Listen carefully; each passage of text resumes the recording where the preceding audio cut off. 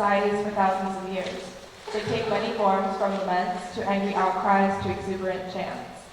In the last 20 years, the form has lived primarily in the world of rap artists and their music. Recent events in Ferguson, Missouri and Staten Island, New York have inspired artists to write new protest songs in order to help focus the anger and frustration into less violent and more productive protests. So this is an excerpt from a January 2015 article in the Oakland, Berkeley, and East Bay News entitled "Why Protest Songs Are Still Necessary" by Sam Lefebvre.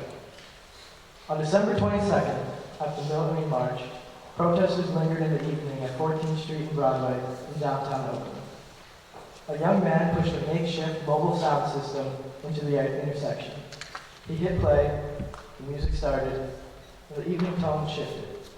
The crowd danced and gestured, and an element of exuberance mingled with the dismay, indignation, and defiance that has characterized protests locally since the tragic death of Michael Brown in Ferguson. The grand jury's decision not to indict the police officer who killed him. The playlist featured Earth, Wind, and Fire, Michael Jackson, but it mostly skewed toward rap. The sound system had been a fixture at recent demonstration, and the highly topical tracks bring to mind the ways in which musicians across various genres continue to address politics through protest lyricism. Though protest songs are stigmatized, they're part of a rich and controversial history.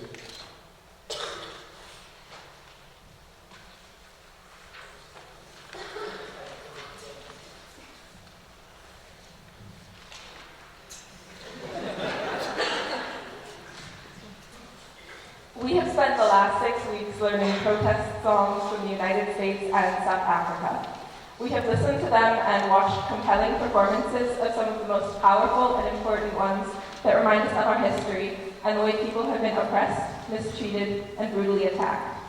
Perhaps the most compelling of these was Billie Holiday singing her song, "Strange Fruits," about the horrific lynchings that took place in the United States. So, tonight we'll take you on a brief journey through the last 175 years of protest songs. We'll begin with 2 songs from the era of slavery, the protest songs that were sung by slaves, with a fusion of rhythm and music that has come over from Africa, and the hymns that the slaves learned when they were forced to attend the Protestant services of their masters.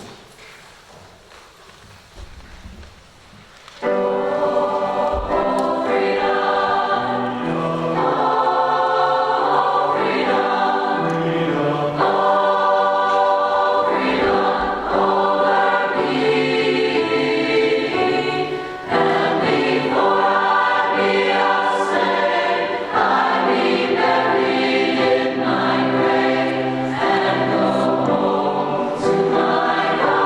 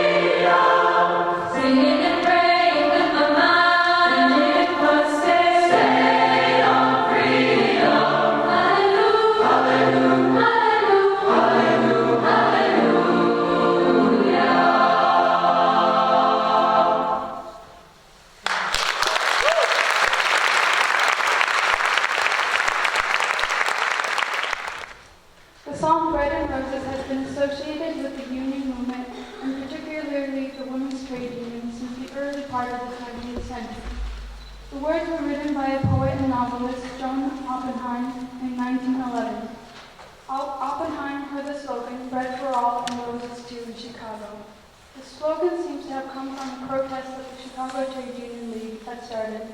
The poem was published in the American Magazine in 1911, and it became the slogan for the successful women's textile worker strike, January to March 1912 in Lawrence, Massachusetts. The strike was nicknamed the Bread and Roses Strike. The poem has been sent to music several times, but the most famous one is the one we are singing this evening by Mimi Farina. Farina's version was composed in the 70s in support of the women's rights movement and to reinforce the role that women played in trade union history. Farina, the sister of Joan Baez, used the profits she received from the successful song to create the Bread and Roses Foundation, a non-profit cooperative organization designed to bring music and entertainment for free to institutions such as jails, prisons, hospitals, juvenile facilities, and nursing homes.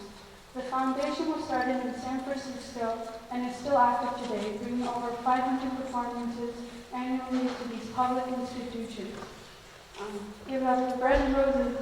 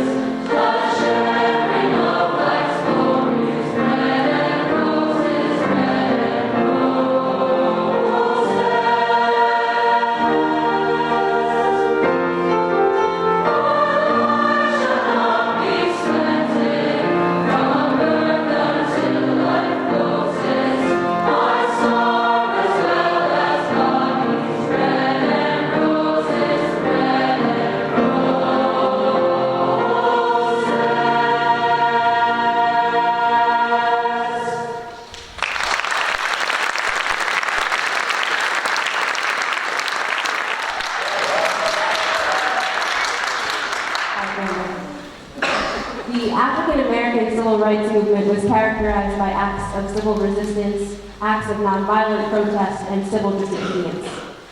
In all these actions, singing as a way to focus anger, frustration, and pain was of paramount importance. Singing was used in large gatherings not only to create a sense of community, but to galvanize the people into a single voice, a single purpose for each of these protests. Perhaps the song is most well known for its role in the civil rights movement is "We Shall Overcome." It has continued to be an important song of protest and community building throughout the world, and could be heard being sung as Germans tore down the Berlin Wall in 1989. The song, I Wish I Knew How It Would Feel to Be Free, was composed by Billy Taylor with help from Dick Dallas on the lyrics. The song is considered the unofficial anthem of the civil rights movement. Taylor wrote this song for his daughter, Kim. Many know it because it was used as the theme song for the movie Ghosts of Mississippi. The movie about the 1994 trial of Byron Philip Beckwith, the white supremacist who was finally brought to justice for murdering Medgar Evers in 1963. A side note, Billy Taylor was on the music faculty at the University of Massachusetts in Amherst for many years. We shall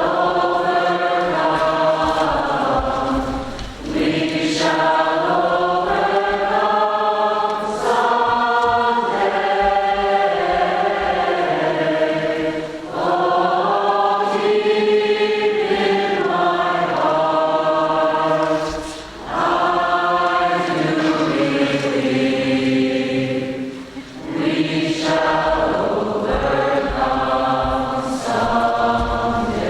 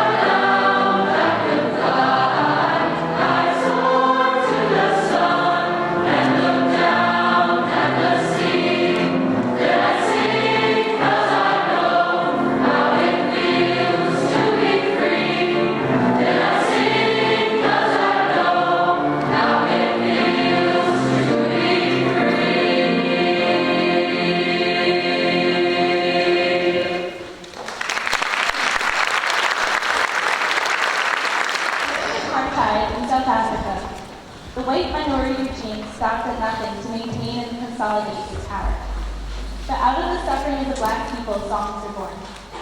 They boomed out from the courtroom where the young people accused of treason sang their freedom songs with raised fists.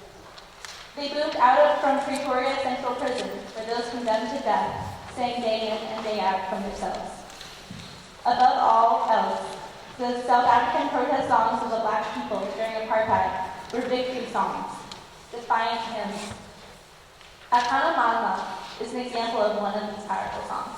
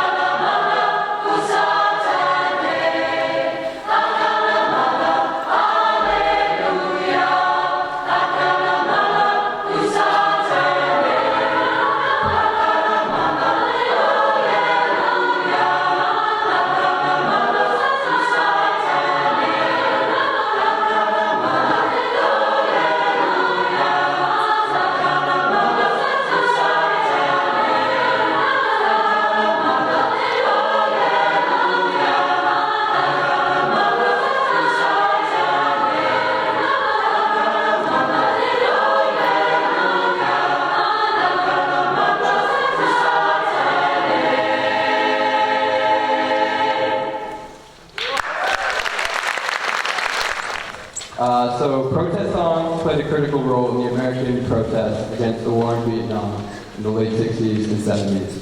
Musicians from all genres wrote songs in protest against the war. The list of artists who sang, recorded, or wrote protest songs is a literal who's who of American singer-songwriters from that era. The song that has become one of the most sung, though, is Bob Dylan's Blowing in the Wind. He wrote it when he was very young in 1962. For many, it embodies the anti-war movement, but for many, it seems pretty ambiguous. About the meaning of the refrain, the answer, my friend, is blowing in the wind. Bob Dylan wrote, "Too many of these hip people are telling me where the answer is, but oh, I won't believe that. I still say it's in the wind, and just like a restless piece of paper, it's got to come down some. But the only trouble is that no one picks up the answer when it comes down, so not too many people get to see and know."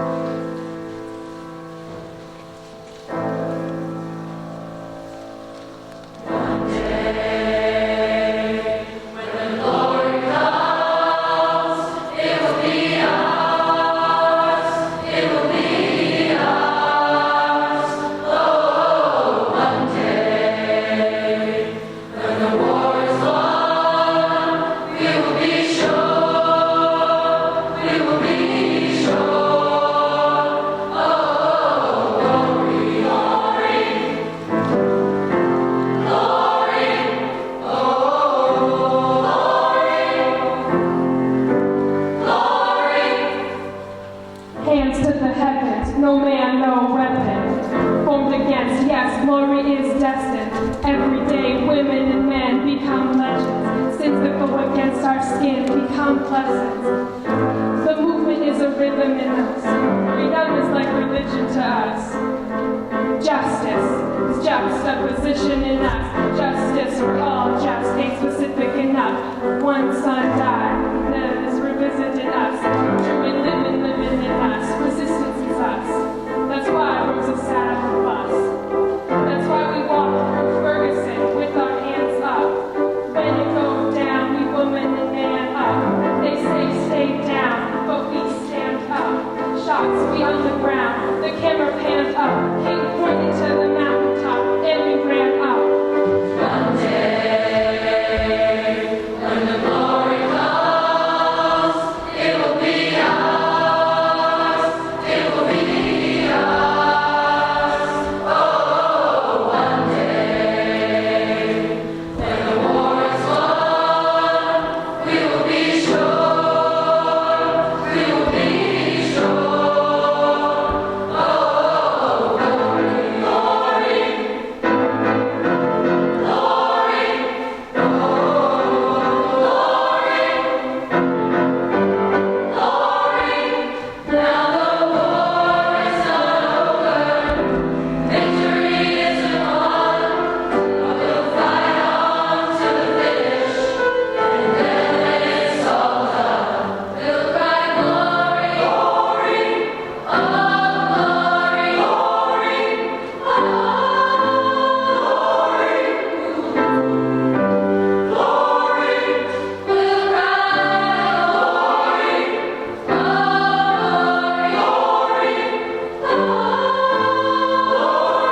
oh glory, Summit is now for every man, woman, and child. Even Jesus got his crown in front of a crowd. They march with the torch, we gon' run with it now. And never look back, cause we done gone hundreds of miles. From dark roads, heroes, to become a hero. Facing the League of Justice, his power was the people. Enemy is legal, a king became regal. Saw the face of Jim Crow under a bald eagle. The biggest weapon is to stay peaceful. We sing, our music is the cuts that we through. Somewhere in the dream we had an epiphany. Now we right the wrongs in history. No one can win the war individually. It takes the wisdom of the elders and the young people's energy. Welcome to the story we call victory. The coming of the Lord. My eyes have seen the glory. One day.